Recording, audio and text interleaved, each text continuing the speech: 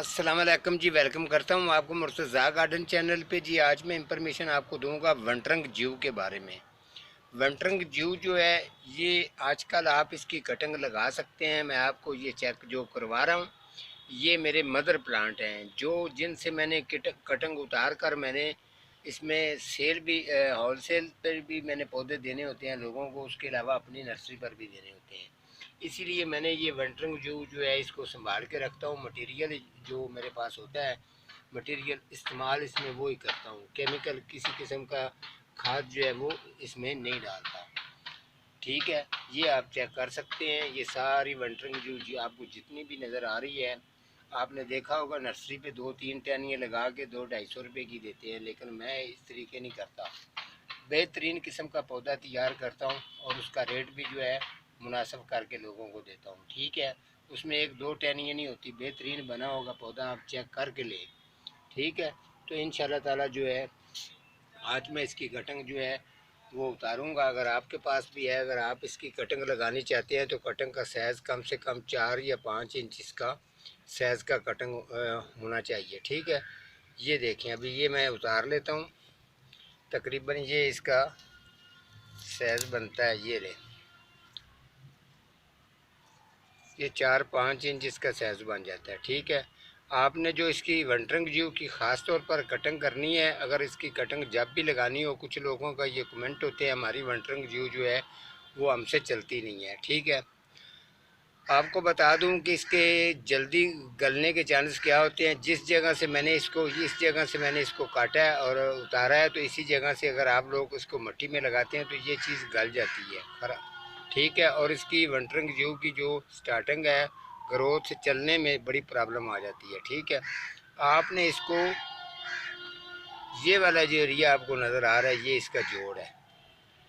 ये जोड़ जो है ये आपने यहाँ से इसको लाजमन ऐसे करना है। ये जोड़ वाली जिस जगह पे पत्ता था, ये पत्ता जो है वो मैंने ये साइड पे कर देता हूँ। ये देखिए, ये साइड पे हो गया। इस जगह से आपने इसको जो है ना वो मिट्टी के अंदर लेके जाना। तकरीबन 1 या 1.5 इंच इसको मिट्टी के अंदर ले जाएंगे। बेहतरीन किस्म की वनरंग जीव की जो ग्रोथ है वो अच्छी खासी चलेगी। ठीक है, उसके अलावा जो है ये आपने अगर इसको थोड़ा सा कलर चेंज करना चाहते हैं तो थोड़ा सा छाँव वाली जगह पर रखेंगे तो हल्का हल्का आपको ग्रीन सा महसूस होगा। अगर आप इसको फुल आउटडोर फुल धूप पर रखेंगे तो फिर इसका कलर जो है वो थोड़ा सा रेड रेड सा आपको ज़्यादा नज़र आएगा। इसमें ये क्वालिटी है।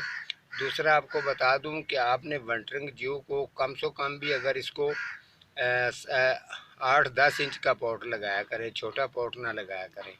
और इसको इतने तकरीबन 3-3 2-2 इंच के फासले पर लगाना है ताकि इसकी ब्रांचें ऊपर की तरफ बढ़ें। बीच में से इनके हवा वगैरह जो है वो गुजर जानी चाहिए ताकि पत्ते जो है इसके हैं और नीचे जो इसकी जड़ होती है उसको हवा पड़ती है।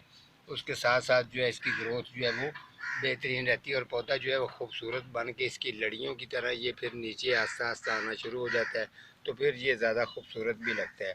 और ये देखें ना, ये जो मेरे मदर प्लांट हैं जिसके अंदर ये बास्केट के अंदर मैंने थर्माकोल के डब्बे के अंदर मैंने इनको लगाया था, तो अभी ये पूरा फैल के अभी इसकी टहनियाँ जो हैं ये देखें नीचे की तरफ आ गई हैं और इनकी जड़ जो है ये नीचे इनके साथ भी लगनी शुरू हो गई है। ठीक है, आपने भी सेम इसी तरीके से आप अगर इसको हैंग में करते हैं तो ज़्यादा खूबसूरत भी लगता है। अगर इसको नीचे रखते हैं तो कम से कम 3-4 फुट ऊपर पड़ा हो ताकि ये फैल के नीचे लड़ियों की तरफ नीचे आएगा तो ज़्यादा व्यू भी बनेगा अच्छा और ख़ूबसूरती भी इसकी ज़्यादा होती है।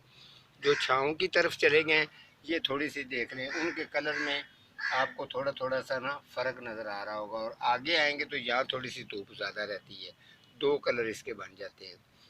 कलर का मैंने आपको बता दिया। तो आप अगर चाहें तो वनरंग जीव की कटिंग बेहतरीन, आजकल मौसम है ग्रोथ होने का, आप इसकी कटिंग लगा सकते हैं। आज का हमारा इतना ही प्रोग्राम था। अल्लाह हाफिज़।